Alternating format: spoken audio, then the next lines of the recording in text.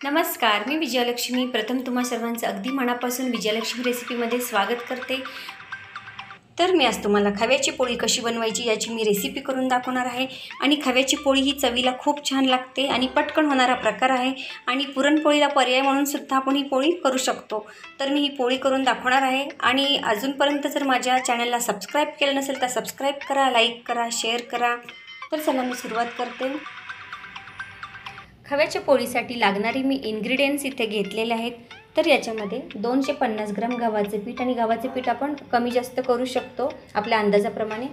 1 bowl खवा, पाऊण bowl पिठी साखर, हाफ बाउल बेसन पीठ, अर्धा चमचा वेलची पावडर, 1 चमचा तेल आणि मीठ.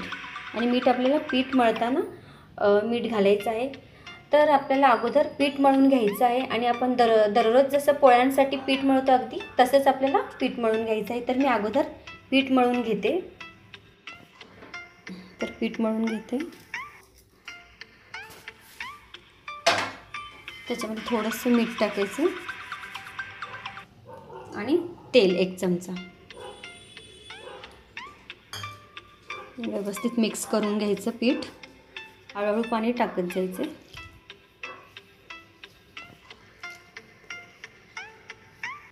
व्यवस्थित आता मळून घ्यायचं.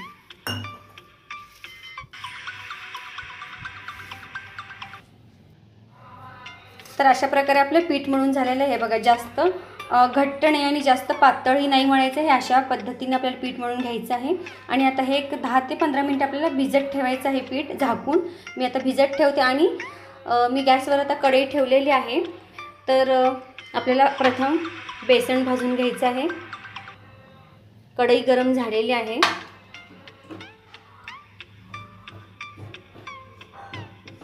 बेसन आपल्याला थोडंसं लालसर भाजून घ्यायचं आहे. कसं बेसन आपण खव्यामध्ये टाकल्यामुळं खव्याच्या पोळीमध्ये खव्याची पोळी जास्त चिकट होत नाही, त्याच्यामुळे आपण त्याच्यामध्ये बेसन टाकतो. 1 बाउल खवा असेल तर अर्धा बाउल आपण बेसन टाकायचं आहे. आणि त्याच्यामुळे पोळी छान होते.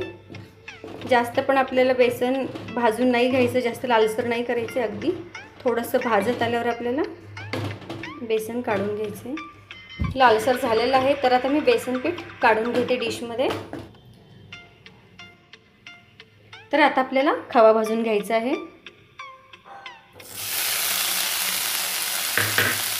खवाही छान परतून घ्यायचा आहे.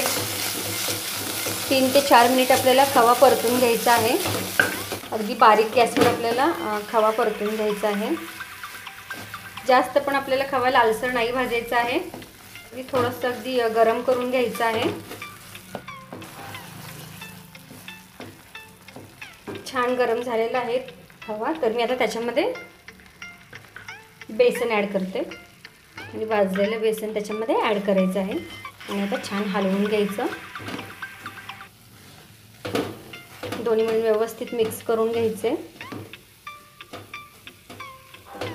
खवा आणि बेसन व्यवस्थित मिक्स झालेलं आहे, हे बघा. आणि मी गॅस आता बंद करून घेते. मी डिशमध्ये काढून घेते. आणि आता आपल्याला एक 5 मिनिटं थंड करायला ठेवायचे. आणि थंड झाल्यावर आपल्याला याच्यामध्ये पिठी साखर ॲड करायची आहे. तर आपलं हे खव्याचं आणि बेसनचं जे मिश्रण आहे ते आता थंड झालेलं आहे. तर मी त्याच्यामध्ये आता पिठी साखर ॲड करते.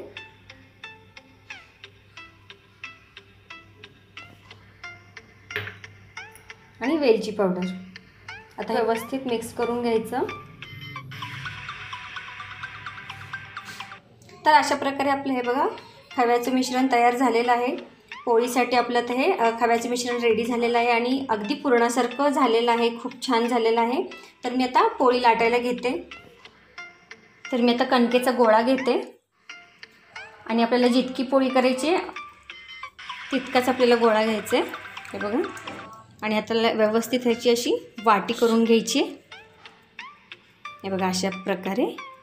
तर आता मी याच्यामध्ये खव्याचं मिश्रण भरते. आणि आपण जितकं कणकेचा गोळा घेतला आहे तितकंच आपण खव्याचं पण मिश्रण घ्यायचं आहे, हे बघा. आणि ते असं व्यवस्थित सगळीकडे पसरून असं आता त्याला प्रेस करून घ्यायचं व्यवस्थित.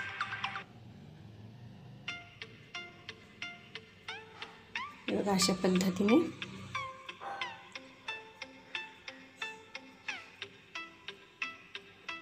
आणि त्याची वरची बाजू अशी बंद करून घ्यायची. आणि आता पोळी लाटून घ्यायची. अगदी हलक्या हाताने पोळी लाटायची.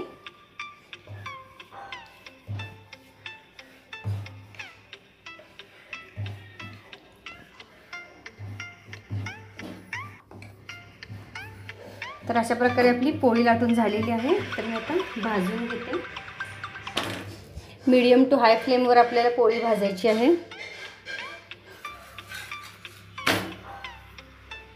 दोन्ही बाजू व्यवस्थित भाजून घ्यायच्यात आणि मगच आपल्याला तूप लावायचं आहे.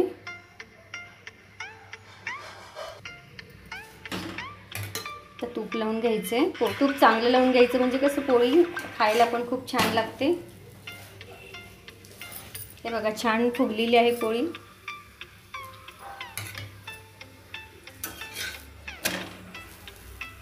तर पोळी आपली छान भाजून झालेली आहे. तर मी आता ही पोळी काढून घेते